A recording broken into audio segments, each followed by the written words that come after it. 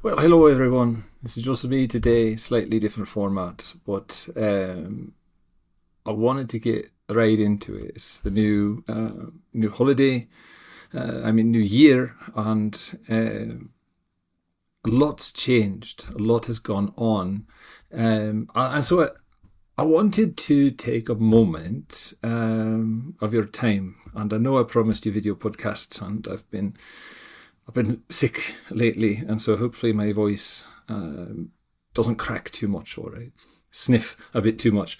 But nevertheless, I'm here. It's Saturday morning. It's raining like mad. I think this might actually work out better because I'm recording it locally. I use Camtasia, and then I'll upload it rather than trust the back and forth internet with Zoom as we have been doing, Kathy and I.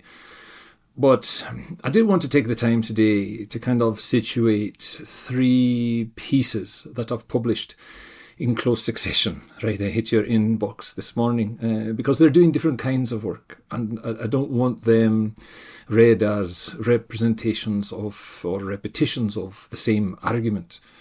Those three pieces, they are the Who Owns Gestalt Language Processing, beyond the question of who owns GLP, and then the side piece of the weight of knowing, right? Transmission without explanation, and which is kind of funny because that's what I'm doing here right now is explaining.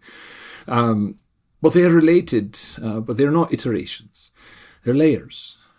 And if anything, they move in a spiral from argument to resonance to origin, right? So in Who Owns Gestalt Language Processing, the first piece, that did the necessary work. It was long. It was a very, very, very long, and I pushed the limits of Substack on how long it could be. And so the closing of that is a bit abrupt, I realise, but I wanted to have all the meat of it, and we'll worry about the closing here or later. But it's analytic, it's political, it's about epistemic authority. The piece isn't asking whether GLP exists. Right, that's already settled. I'm here. I'm living it. I don't need to argue my own existence. It's really asking who gets to define it, who gets to delimit it, who gets to operationalize it, and who is quietly displaced when that happens. So what's at stake right now isn't a misunderstanding. It's capture. GLP, people like myself, perhaps yourself, are being pulled into a protocol logic, reduced, standardized, made legible primarily to institutions that were never present for its formation. And that's why Marge's intervention matters so much. That's why I spent a great deal of time on it. Right? Her separation of Gestalt language development from Gestalt language processing isn't semantic, it's boundary work. It redraws where authority lives. It says this is not a technique to be owned.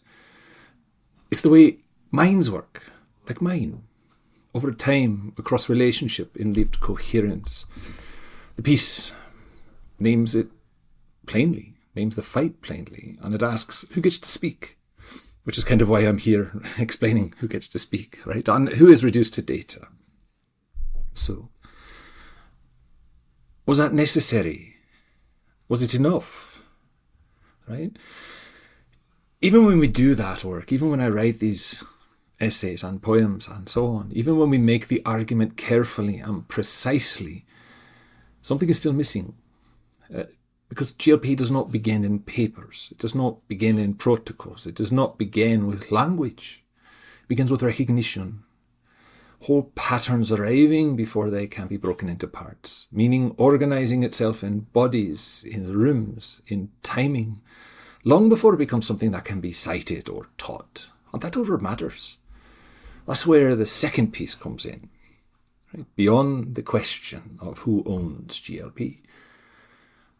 It's not another argument. It's an afterword. It's a settling. It's a resonance.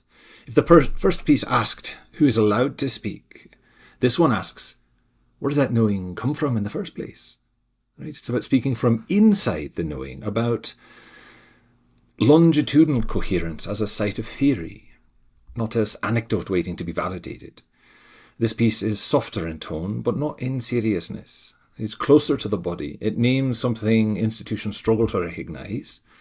It's not about GLP, but about kind of queer and autistic knowing more broadly. And that explanation is not the beginning, it's a later accommodation. The knowing, that comes first. So that piece isn't a departure from the argument, it's an echo. It's the first piece that names the stakes, right?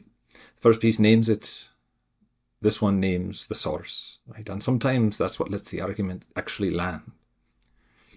So over in the weight of knowing, right, I realize that the outside subscribers may not be subscribed to my other place, Sensual Residue. So I embedded that article from today into the piece from the outside, right? So that's the third piece, the weight of knowing, transmission without explanation. And this one lives somewhere else entirely, right? It wasn't written itself for the outside. It was written for Sensual Residue. It moves in a mythic register, not religious, but mythic, not belief, but orientation. It moves through Enoch and the Watchers, through Freemasonry, through stone, through ritual, through transmission without explanation. It's about knowledge and how that arrives before language. It's about what it costs to carry that knowledge when no one has written the lines yet. And in this piece, the Watchers, right, those old fallen angels, they're not villains. They're threshold figures. They represent what happens when knowing exceeds containment, when something true enters the world before the world knows how to carry it. The Watcher that is associated with writing, that one stays closer to me for a reason, right? Because writing is a gift. It's also compression and something I feel when I'm writing, right? Once something is written, it no longer requires presence. Meaning becomes portable, extractable, usually by strangers, subscribers, right? That's powerful, but it's dangerous. So this piece, this third piece, is about that danger and about survival. About how some minds, especially Gestalt minds, learn to carry whole knowledge before they are permitted to explain it. So GLP didn't start in a journal. It didn't start with Peters or Present or Blanc or me. It started in lives. It started way, way back, before time was time. So these three pieces, they work together, right? And here's how to understand that. Who owns GLP names the fight. It's about power, it's about authority, it's about capture. Beyond the question names the source. It's about lived coherence and speaking from inside knowing. The weight of knowing honours the origin, about sequence, body first, language later. One is institutional, one is relational, and one is mythic. But they're all doing the same kind of refusal. Refusing premature translation. Refusing to let systems claim ownership over ways of knowing they did not create. When Marge says Gestalt processors must be allowed to speak, this is what it looks like. This is what it looks like. Across registers, across time, without apology. So you don't have to read all three pieces at once. You can enter whenever something resonates. Recognition, I think, is enough. Language will catch up when it's ready. So thanks for sitting with me on this, and I'll see you in the comments or in the next piece. Good day.